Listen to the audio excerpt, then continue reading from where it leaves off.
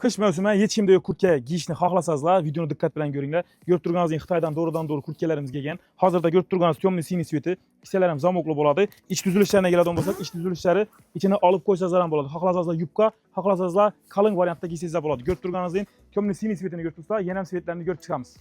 Ko'rib turganingizdek temniy seri svetdagi rostlar ham uzun, zo'r, yengilligi, bir kuchni og'irligining. Ko'rib turganingizdek kissalar ham yuqoridan hem de yan baştan ham diksa bo'ladi. Erdalarni beklab turgan shunday knopkalar bor, ham zamoki bor do'stlar. İçini düzülüş ham, kapishon ham o'ng'ayli, yana ham svetlarni ko'rib chiqamiz sizlar bilan.